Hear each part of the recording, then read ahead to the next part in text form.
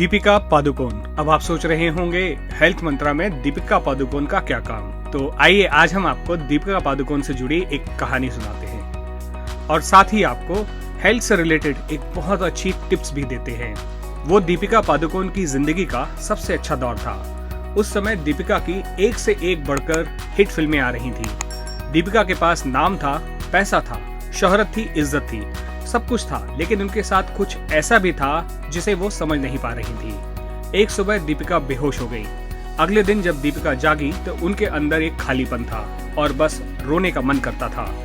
उन्हें अक्सर आत्महत्या करने के ख्याल आते। वो काफी उदास महसूस करती थी।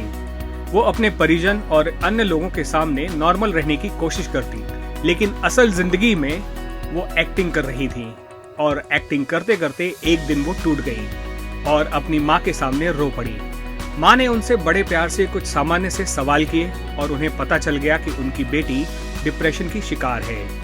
वो मनोचिकित्सक से मिले, इलाज शुरू हुआ और आज दीपिका डिप्रेशन से उबरकर फिर से उसी बुलंदी को छू रही हैं जिसकी वो हकदार है। आइए जानते हैं कि दीपिका के पास सब कुछ होते हुए भी वो डिप्रेशन में कैसे चली गई।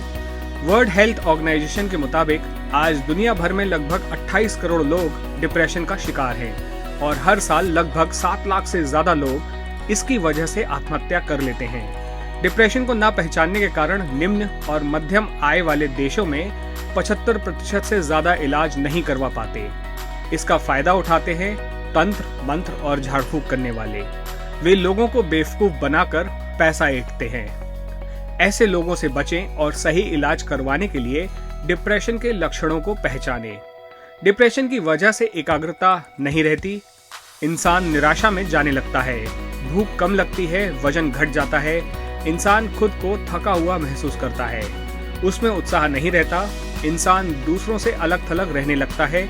इसके अलावा उदास रहना, अनावश्यक गुस्सा करना, चिड़चिड़ापन, बेचैनी और आत्महत्या करने जैसे विचार भी किसी इंसान में आ सकते हैं। लेकिन डिप्रेशन होता क्यों है, इसके बारे में जानना बेहद जरूरी है। इसकी कई वजह हैं, जैसे कि परिवार में डिप्रेशन का इतिहास हो तो इसका जोखिम बढ़ जाता है। बचपन में हुई कुछ डरावनी घटनाओं का मन में बैठ जाना, किसी प्रियजन की मृत्यु, तलाक, बहुत ज्यादा तनाव, बेरोजगारी और नशे की लत भी डिप्रेशन की वजह हो सकती है। साथ ही अगर किसी को प्यार में धोखा मिले या प्यार भरा रिलेशन खत्म हो जाए तो भी डिप्रेशन का शिकार हो सकते हैं। नशे की आदत वाले 20% लोगों को डिप्रेशन होने के चांस होते हैं। डिप्रेशन से बचना बेहद आसान है। इसके लिए व्यस्त रहें, हेल्दी खानपान पर ध्यान दें, अनावश्यक अकेले ना रहें, दोस्तों और परिजनों को समय दें, किताब पढ़ें, फिल्में देखें, संगीत सुनने जैसे अपनी हॉबी पूरी करें। सकारात्मक रहें, नकारात्मक चीजों और विचारों से दूर रहें। मतलब छोटी सी बात जिसमें आपको मजा आता है, बस ऐसे काम में अपने आप को लिप्त रखें। याद रखिए, डिप्रेशन एक लंबे समय तक रहने वाली स्थिति है।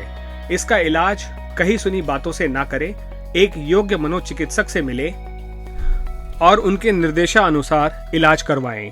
डिप्रेशन से लड़ने के लिए हम दीपिका पादुकोण से प्रेरणा ले सकते हैं। दीपिका पादुकोण डिप्रेशन से लड़कर उससे उबर चुकी हैं। दीपिका चाहती हैं कि मेंटल इलनेस की वजह से किसी की भी जान ना जाए। इसीलिए दीपिका लिव लव लाफ नाम की एक एनजीओ चलाती है जो उन लोगों की मदद करता है जो डिप्रेशन, तनाव आदि से जूझ रहे हैं।